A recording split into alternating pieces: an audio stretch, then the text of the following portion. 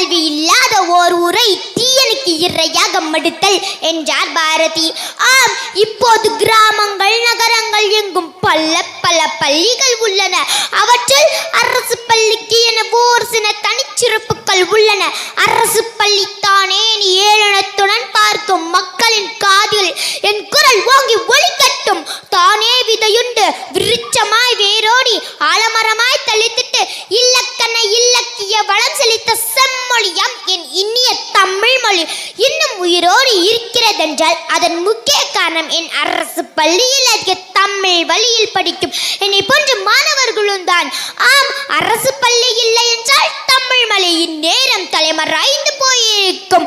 நான் அம்மாவின் செல்ல பிள்ளை, நான் அம்மம்மாவின் செல்ல பிள்ளை என கொஞ்சம் பேசும் மணலைகளுள் சமூகத்திற்கே செல்ல பிள்ளையாக பிரசவித்தையும் மாற்றுத்திறனாளிகள் படிப்பதற்காகவும் பாதுகாப்புக்காகவும் அதிக தஞ்சம் புகுவதும் நம் அரசு பள்ளியில் மட்டுமே. ஈன்ற பொழுதில் பெரிதவுக்கும் தன் மகனை சான்றோர் என கேட்டார் என்கிற நம்ம ஐயன் வள்ளுவர். அரசு பள்ளி குழந்தைகள் பலர் அம்மாக்களை இறப்பாலும் பிரச்சனைகளாலே பாட்டிகளை நரவனை பாலும் பள்ளி சத்துணவாலும் வளர்கின்றன. தந்தை மகர் காற்றும் நன்றி அவையத்து முந்தியிருப்ப செயல். ஆரளம் அரசு பள்ளியில் படிக்கும் பல்லரத அப்பாக்கள் மதுவான கடிகளில் முந்தியிருக்கும் மன்னாக்களாகவே உள்ளன. இப்படி உள்ள அப்பாக்கள் எப்படி தன் மகனை கட்சியோர் நிரம்பிய சபை முன்னிறுத்துவார்? அரசு பள்ளியில் பயிலும் ஒவ்வொரு மாணவுக்கு பின்னும் பல சோகங்கள் நிழலாடும். இச்சூழலும் எங்களை அன்னையாய் தந்தையாய் வழிநடத்தி ஜொலிக்க சென்கின்ற ஆசான்கள் என்ன வளம் இல்லை என் அரசு பள்ளியில் என் காசை கொட்ட வேண்டும் மற்ற பள்ளிகளில் என்பது என் கேள்வி. பொதுவான கட்டண வசதி, நூலக வசதி, கணினி வசதி, கைப்படி வசதி, சத்தான காலை மதிய உணவு, அறிவாய்ந்த ஆசிரியர்கள் என அரசும் எங்களுக்கு அதிகமாகவே கை கொடுத்து வருகிறது.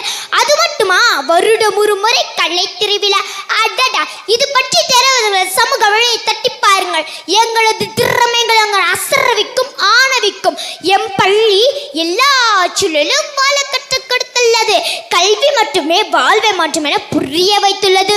வறுமை வாழ்வில் ஓர் தடியிலே உணர வைத்துள்ளது. ஆம், என் அரசு பள்ளி வறுமை நடமல்ல பெருமை அடையாளம். ஆம், என் அரசு பள்ளி வறுமை அடையாளம் அல்ல பெருமை அடையாளம். அறிவு பசியை தேடி வரும் பறவைகளுக்கு கயிறை தேடும் சரணாலயம் என் அரசு பள்ளி என்பது நீங்களும் உணர அன்புடன் வேண்டுகிறேன்.